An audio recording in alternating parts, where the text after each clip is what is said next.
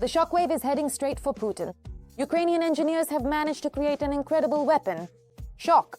Turkey has activated all levers to stop the war and is preparing a final blow against Putin. And while everyone is closely watching the events in Pokrovsk, a real grave for the Russians has been dug in Kupyansk.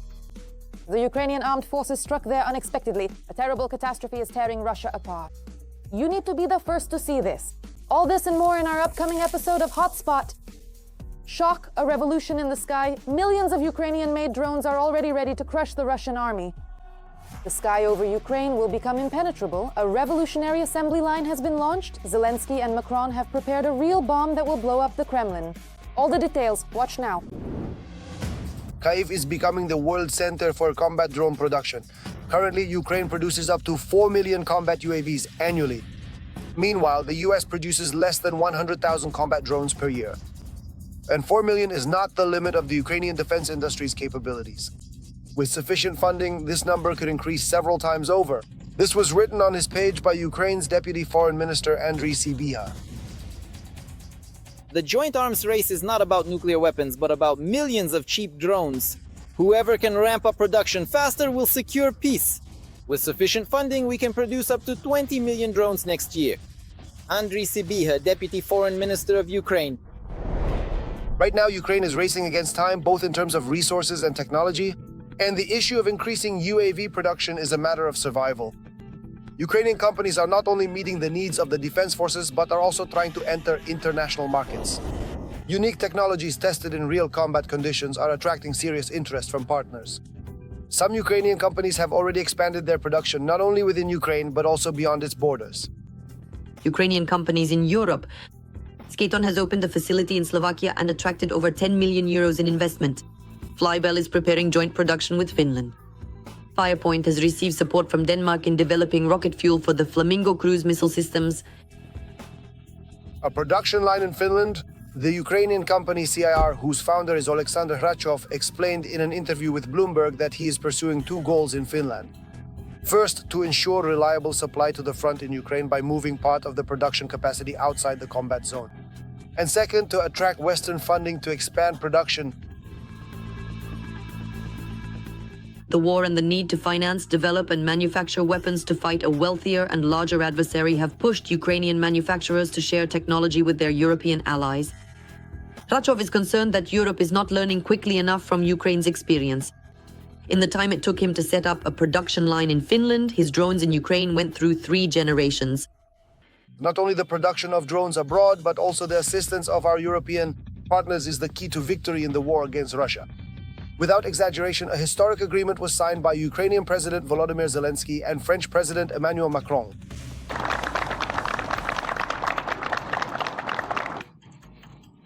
I want to emphasize the importance of this agreement. This is a strategic agreement that will be in effect for 10 years starting next year. We understand all the foundations of this agreement: political, financial and industrial. This is a historic agreement. It is extremely valuable that France is taking such a step toward achieving real guaranteed security in Europe. Under the terms of the agreement, Ukraine will acquire 100 Rafale F-4 aircraft from France by 2035 for its combat aviation. SAM Park T air defense systems, radars for them, air-to-air missiles and aerial bombs. Also, as early as this year, joint projects between the defense industries of the two countries will begin.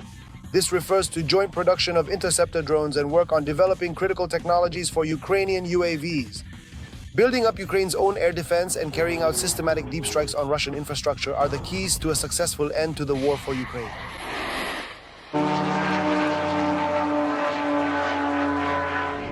Urgent. Nardigan twisted Putin's arm. A hot statement.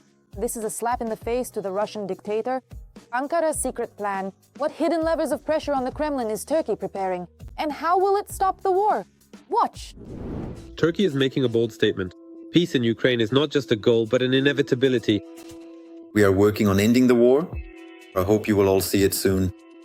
Foreign Minister Hakan Fidan said in an interview with Haber that even those who did not want the war to end are starting to think differently. The war must end. We consider negotiations inevitable. Personally, I believe that negotiations will resume. Of course, we cannot go into details. This could happen in Turkey, it could happen somewhere else, but I believe that this peace will definitely come. According to him, for 3 to 4 years, there were forces actively preventing the end of the war. And now a classic turning point has come. These groups are changing their position. Biden calls the war a war of attrition, where neither side can emerge victorious and the losses are enormous, human, economic, and political. Of course, the war must end. That has been our policy from the very beginning. But in America and Europe, there were very influential groups that did not want this to stop. He also emphasizes that diplomacy remains the main path to peace. Turkey believes in creating a peace platform, possibly even on its own territory. At the same time, Fidan does not reveal all the details for obvious reasons, but he states directly that peace is not only necessary but inevitable. Right now, we are living through the darkest moment because both sides are focused on destroying each other's transport and energy infrastructure. They are striking military targets and have reached a deadlock. Now it has turned into a drone war. In addition, the minister notes the serious burden that the war places on European countries. Funding military aid destabilizes budgets. Money is spent not only on defense, but education, healthcare, and infrastructure also suffer. The European side is not actively participating in the war by sending troops, but it is constantly involved in the war with its money and support. And that comes at a high price. The blockade of Russia? You don't buy energy, you don't trade with it, with Russia. You have to pay for that.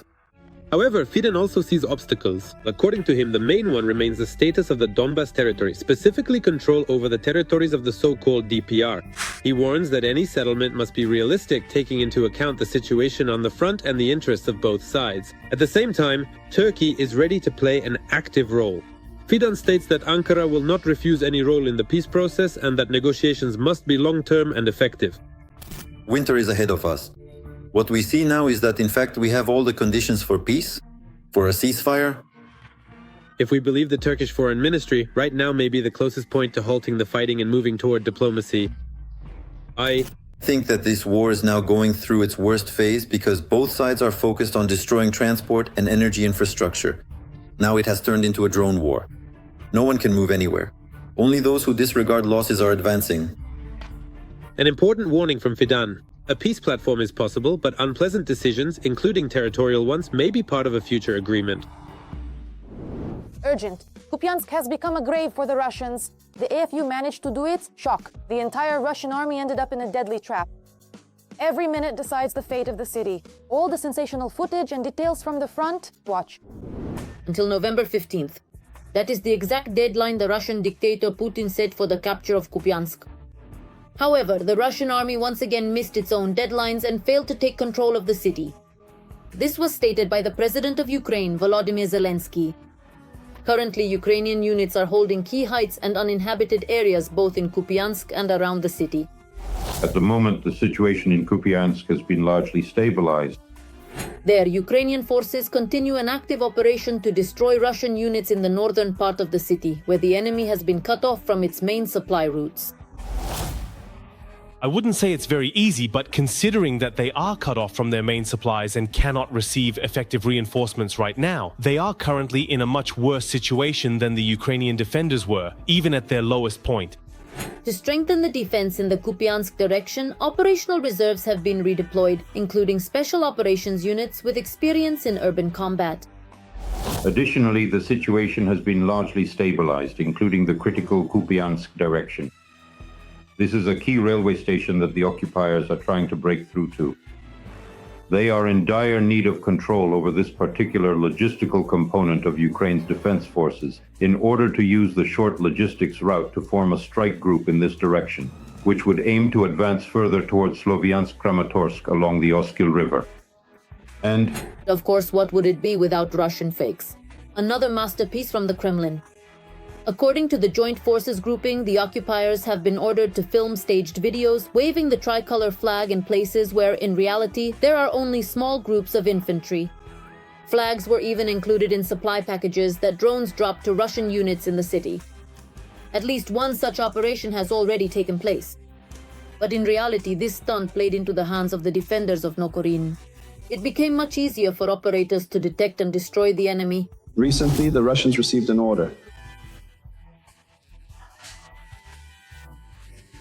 They want to show that they're present somewhere, to prove something, and to demonstrate to Putin and the general staff that they're not lying. Nevertheless, by doing this, these flags clearly reveal the positions they actually don't control.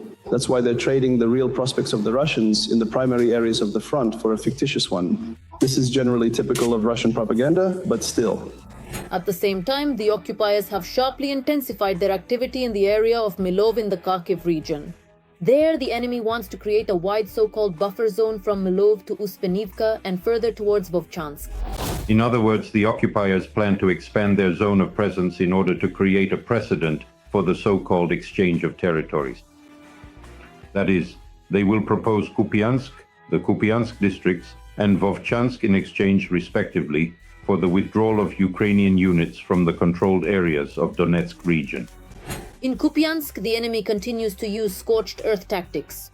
This includes the use of army and frontline aviation strikes with glide bombs on residential neighborhoods of the city, plus the use of the heavy flamethrower system Solntsepyok. This is a thermobaric weapon which is prohibited for use in urban areas because of its indiscriminate effects. And while the occupiers' army searches for ways to capture Kupyansk, their massive assaults, rotations, and constant pressure are not yielding the desired results. The majority of the city remains firmly under the control of Ukraine's defense forces. And every day the Russians are losing dozens of their soldiers. Hell in Russia! Ukrainian forces hit the enemy's defense industry. Unprecedented fire. Moscow is shocked. The Russian military-industrial complex is ruined. All the details of the fiery shelling and a frontline overview. Stay tuned for more. The Russian military-industrial complex is ablaze. On the night of November 17th, the Tsunkum plant in the Kursk region caught fire. There are also reports of explosions at the Oriol thermal power plant and several substations. The night before, strike drones hit a substation in temporarily occupied Donetsk. Preliminary reports indicate it was the Chaikina substation with a capacity of 330 kilowatts. At exactly 11:40 p.m., the entire city, every neighborhood and street was suddenly left completely without power. Wherever Russia goes, it brings only destruction and death. Footage is being published online from Bakhmut in the Donetsk region, which was captured by Russia, and quite literally nothing is left of it. The Sunday Times has begun analyzing the situation on the battlefield in the event of a possible loss of Pokrovsk and neighboring Mirnohrad. Journalists report that fighting in the northeast will continue as the fortified cities of the Donetsk region are still being held. at the moment, the main fighting in the city is concentrated around the meat processing plant, the feed mill, and the Dynas residential district. Ukrainian defense forces are holding the district. There are many high-rise buildings which are essentially commanding heights. The very fact of holding this district essentially means controlling a significant part of Pokrovsk's territory. Therefore, to talk about the capture of the city in the near future, as some Western media report, is at the very least premature. The situation remains stable on another hot front, the Kupyansk direction. At the moment, operational reserves of the Ukrainian defense forces have been deployed to the Kupyansk direction, which has significantly stabilized the situation. Moreover, according to the Russian side's own assessments, a significant part of Kupyansk remains under the control of the Ukrainian defense forces. Marks for 6 downed cruise missiles were spotted on a French Mirage, which is defending Ukrainian skies. The Air Force showcased the work of the fighter jet. It has been said more than once that Russia will not stop its war in Ukraine. The German defense minister named a specific date, 2029, when the Kremlin will start fighting NATO. Russia quickly switched to its usual defensive reaction, accusation, and declared that now there is no doubt who the aggressor is. There are constant provocations by the Russian army on the Russian-Estonian border near Narva. Narva is a city where 90% of the population is Russian-speaking, and accordingly only a river separates Narva from the Russian Federation. And the Russian political and military elites believe that it is Estonia that will become NATO's Achilles heel in the event of a possible Russian invasion directly into the territory of the Baltic states. While Russia does not make excuses for the wars it has started, everyone else is preparing to repel their attacks. Finland has begun artillery exercises just 100 kilometers from the Russian border. More than 2,000 servicemen and 500 pieces of equipment are taking part in them. Shock. The richest after Putin. A KGB billionaire and his dirty secrets. A sensational revelation has unexpectedly surfaced about the Patrushev clan. You've never heard anything like this before. This surprised all of Russia. Watch for all the details. That's how we drink. We found a puddle in the trench. We're scooping it up. Look how many leeches there are. So we drink however we can and we'll figure it out later. Our command abandoned us. We've been here for 2 months without food, without supplies, without shells, without bullets, without anything. We're sitting here, they're all just sitting around. Take us in with you or something. We can't attack because we have nothing to fight with. And we can't leave because they won't let us pass the border. Every voice matters. Join our community, support independent journalism and help us bring you the truth from Ukraine. Become a member of Ukraine Today. Join us now. People are suffering even in the rear. Utility bills keep coming regularly, so the military machine's treasury keeps getting filled. There are no private facilities. There is no outdoor lighting in the military town. The roads in the military town leave much to be desired. All this is happening while Putin's associates are getting rich. How should we feel about this? All it takes is to deliver beautiful propaganda speeches to Russians on TV. Historical facts clearly show that throughout history, pushing Russia away from the Black Sea coast has traditionally been regarded as one of the key objectives in Anglo-Saxon foreign policy. Propaganda is pouring out, while the family of Putin's closest ally, Nikolai Patrushev, the former FSB director, longtime secretary of the Security Council, and one of the most influential figures in Russia's security apparatus, is living their best life. The family of Russia's top KGB man turned out to own real estate worth almost 14 billion rubles. Of course, a comprehensive approach is needed. We're talking about a large-scale project. Such an impressive collection of elite real estate has been carefully distributed among family members, and especially generously among those who, on paper, have nothing to do with any declarations, so that no one would find it. But journalists conducted an investigation and made everything public. The plan amounts to $25 billion. As of today, it has already been exceeded. Almost half of the assets are registered to Marina Artemyeva, the wife of Dmitry Patrushev. She has managed to give birth to 5 children with him. Dmitry Patrushev is the son of Nikolai. Legally, Marina is not Dmitry's wife. Which, generally speaking, is advantageous for the younger Patrushev because when he files his asset and property declarations, everything registered to his secret partner is, accordingly, missing from those declarations. Artemyeva grew up in a typical one-room Khrushchevka apartment in Electrostyle and worked in ordinary positions. Until, in 2009, an encounter took place that, to put it mildly, changed the course of her life. These include estates in Moscow and the Moscow region, as well as apartments with views of the Kremlin. Just a year later, she became the director of a trendy TV channel, and a little after that, billionaire Igor Kisaev, the very same wallet of the Patrushev family, transferred to her a share in world fashion. An extraordinary stroke of entrepreneurial luck, wouldn't you say? Since then, Artemyeva's business has flourished rapidly, as has her real estate portfolio. From 2 apartments across from the Kremlin to plots worth hundreds of millions in the elite silver forest in Istra, plus office real estate in the skyscrapers of Moscow City. And in 2021, she got so lucky that she received a mortgage at 2% per annum from Roselkhozbank, whose Nobsovet was, of course, purely by chance headed by her common-law husband. First of all, it's important to understand that ensuring food security is a continuous process. Another roughly 4 billion rubles are registered to Nikolai Patrushev's first wife, Elena. A couple more billion are in the name of the younger son's wife, Andrei. To award the medal for loyalty to the Russian fleet to the President of the Russian Federation, Putin Vladimir Vladimirovich. Family has always meant a great deal to the nobleman Patrushev. After all, it is they who hide his billions, earned in blood. I have made the decision to conduct a special military operation. Patrushev has been one of Putin's most trusted confidants since the St. Petersburg days of the 1990s.